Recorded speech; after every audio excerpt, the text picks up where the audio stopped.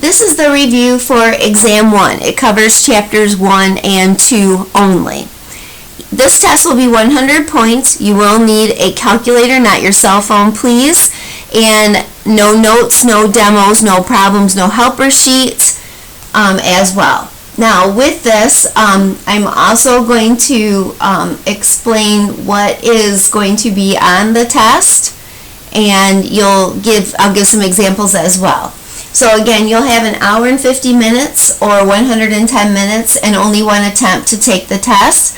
Please make sure you are ready for this attempt and not interrupted, as you cannot leave and come back to the exam. This test will open on January 31st at 12 a.m. and will close the same day at 11:59 p.m. You can take it anytime during the day that is convenient for you, but again, you need to set aside 1 hour and 50 minutes. Also, for this test, I will email you files, or they've already been emailed to you, that you will need for problems 4, 5, and 6. They are labeled as to which problem they will go to. You will need to type directly into them. They are a Word file, or you can print out the papers and you can handwrite and then upload them to the test as well as a PDF or Word file only. They cannot be any other file, as I won't accept other types of files. As you complete the problems, like I said, you'll upload your file directly to the problems, and please know that I will have to hand grade some of the problems, so it's going to take me a little bit of time. So you'll see a score for the vocab, because that's scored automatically on the test, but then after that, everything else I have to hand grade as well. I am expecting all of you to use academic honesty. This includes not using the internet to search for answers, using notes, demos, or homework. Do not use the textbook or any person to coach or assist you in the test or take the test for you. I do hope all of you understand that you could be penalized according to the college's academic dishonesty policy. Now, if you see right here on the screen, these are the things that are going to be on the test. You're going to calculate out debt ratio. You're going to calculate out return on assets.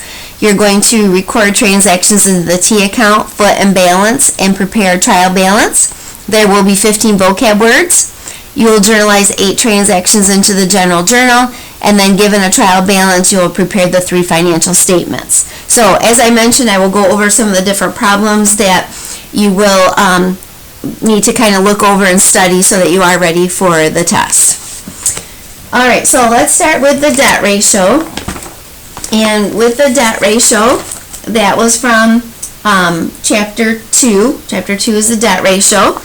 And a good one to go back and look at is exercise 2-29. Here you are taking the 3 different companies, DreamWorks, Pixar, and Universal, and you are taking their liabilities and you are dividing that by their total assets to get the debt ratio.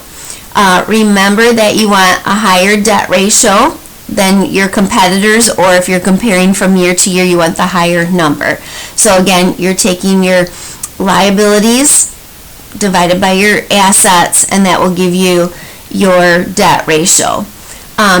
Also, with this, it does tell how well the companies are able to cover their liabilities with their assets. So that's what this number does tell. For the second one, you're going to calculate your return on earnings, and that was from Chapter 1. This is problem 11, 1A, and you could do the B problem for extra practice. And with this one, you're going to take your net income and divide it by your total average assets. Again, net income divided by your total average assets. Now, if I give you 2 separate years worth of assets, you will add those together and divide it by 2. If I give you the average total assets, you'll just use that number for a part of your problem. Bring your answer out a decimal place or 2 after your calculation, whether you leave it as a decimal or as a percent. And then again, the higher the number, the better the ROA is. And again, management is using their assets to generate earnings. So what you're going to want to do again is look for the higher number and you can leave it as a decimal or a percent. Either one is fine. But practice the B problem for 11A or again B, and then you can get some extra practice with that. Okay, recording transactions into the T accounts. We had two different problems that you did with T accounts, and I'm just going to show you the one here. Let me take this out of here because there's a glare.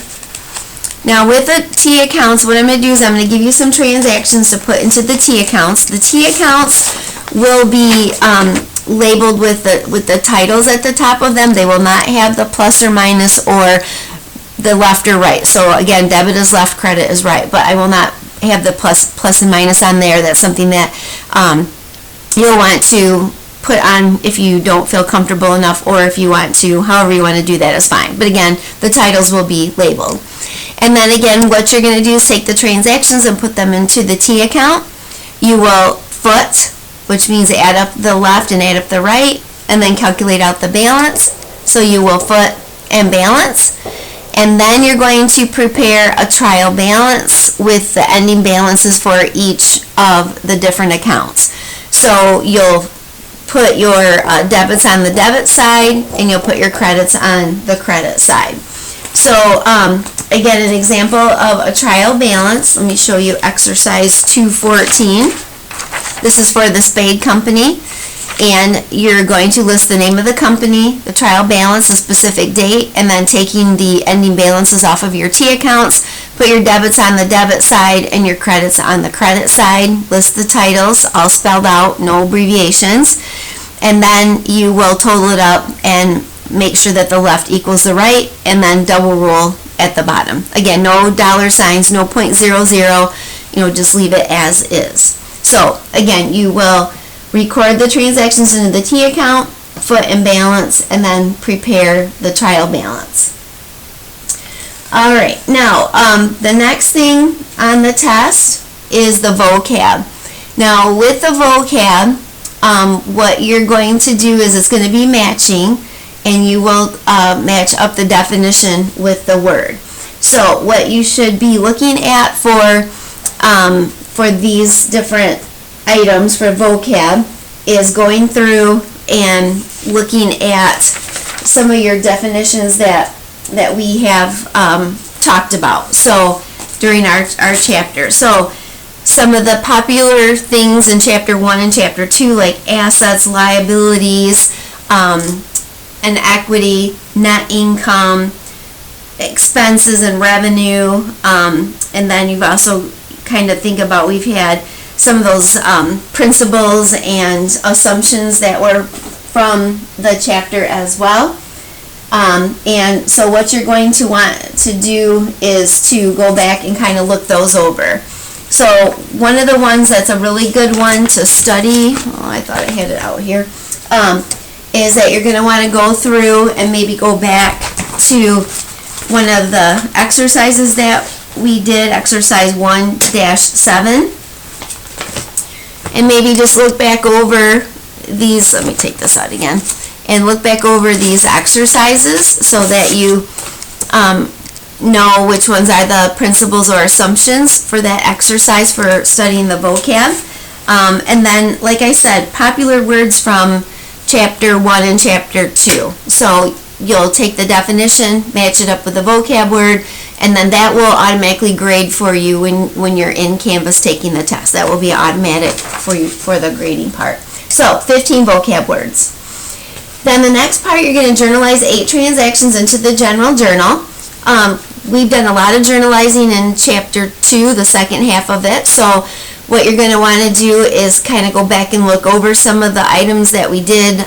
Maybe check your B problems for the couple items that we did for homework.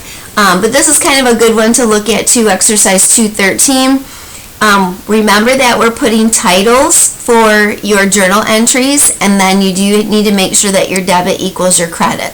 So for an example with exercise 213, the owner invested $100,750 into the business, and so we debit cash and credit capital with the owner's name. If you're going to purchase supplies with cash, pay cash for supplies, You're going to want to list supplies, debit, and then cash, or if you buy supplies on account, you will list supplies and then accounts payable. If you purchase equipment, you could buy it on credit or on a note payable. So you would debit equipment, credit accounts payable, or note payable, depending on which one that is. Receive cash from the customer when they go ahead and we provide the service for them, and then they pay cash. We're going to debit cash and credit revenue. If you make a payment towards your note payable or your accounts payable, you're going to debit your accounts payable or notes payable, credit cash. If you provide a service for a customer and they don't pay right away, remember we use accounts receivable for that, so you'll debit accounts receivable and credit revenue. Any expenses, you're going to debit the expense and credit cash. And then if you do receive money from your accounts receivable towards the balance or the entire balance, you're going to debit cash and credit accounts receivable. And then you're also, if we have the owner, we pay cash to the owner for personal use, you put the name of the owner in withdrawals and then your cash. So debit the withdrawals and credit cash. Again, remember that we put titles for journalizing. Usually we have dates, but this exercise had letters. And then you want to make sure that your debit entry equals your credit entry. Explanations, don't forget those.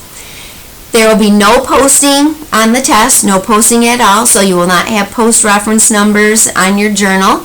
You will not have ledgers or anything to do with posting. So you'll just journalize 8 transactions into the journal, and then you'll be done with that problem. But again, look back over some of the problems that we did for the homework. We did 2-1A, 2-2A. You can do the B problems for practice. If you've started the serial problem, which hopefully you have by this point, if you started the serial problem for Chapter 2, there was practice with journalizing on that as well. And then that's all you have to do for that problem. Alright, then the last part of the test is that I'm going to give you a trial balance. Again, remember what the trial balance looks like. The trial balance is just going to be the name of the company and then trial balance, and this is after everything has been posted to the ledgers. Then we can take our trial balance and create our financial statements. So I'm going to go back to Help Today, which you turned in for homework, and go over the answers for that in case you want to pull that up and look at it while you're studying. It's a good one to look at. Okay. What did I do with that one? Okay, here it is. Alright, so remember with your income statement that your income statement is only revenue and expenses. So you will start with the name of the company, not the owner's name, the name of a company, income statement, and the for month ended date. Make sure it's spelled out and there is a year there. You will start with your revenue and then list the name of your revenue account, and then you will list expenses and each individual expense with the title of the expense and the word expense. Remember to list all of those and spell those out as well.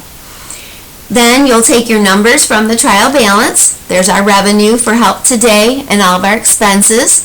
We total those up and we get $16,530. Revenue minus expenses gives us a net income of $10,470, and then make sure you double rule that. For the statement of owner's equity, you will put the name of the company, statement of owner's equity, for month ended date, and again make sure you spell out the name of the month and then put a year in as well. You start with the name of the owner, comma, capital, and then the first day of the month. There will either be a number for you to put there or it will be 0. You add any investments by the owner, add the net income from your income statement, subtract out withdrawals by the owner, and that will give you your month ended capital, name of the owner, capital, and then the name of the month and the last day of that month. And again, you take your beginning capital plus investments plus profit or net income minus withdrawals, and that gives you your ending capital for the month. Make sure that's double ruled as well. On the balance sheet, you have the name of your company, balance sheet, December 31st, and then the year. Again, specific date for the balance sheet. Now, this is going to be a top-down balance sheet. You won't have enough room to do it side by side, so make sure you do it top-down. And with this, you're going to list your assets. So again, anything that we own, total those up off of the trial balance. List your liability, what you owe, and then your capital will come right here from your statement of owner's equity. Then you're going to add up your liabilities, add up your capital, and that should equal what your total assets over on the other section are as well. Again, it'll be top down. Again, double rule to make sure that they equal out. So just to kind of go back through, remember that your income statement is only revenue and expenses. It tells the owner if there's made money or lost money. Statement of owner's equity is investments, net income, and withdrawals. Balance sheet is just assets, just liabilities, and just equity. No revenue, no expenses. The capital includes everything from the statement of owner's equity, so you won't list any withdrawals or investments or anything like that, just that ending number. And then again, for your balance sheet, just assets, liabilities, and equity. So make sure that you check that out before you upload it. I know you're going to be nervous the first test, and you get an hour and 50 minutes because that's how much time everybody gets in class time as well. So that's why I do it that way. Now there's also an example of everything that I went over. This paper here is on Canvas, and it's in the exam review after Chapter 2. It's labeled Exam 1 Review. That will open January 30th, so you'll have that as well. And then again, the files that you'll need to print out or you will type in before you upload those will be emailed to you as well. So please make sure that you study, take some time to look everything over before you take the test.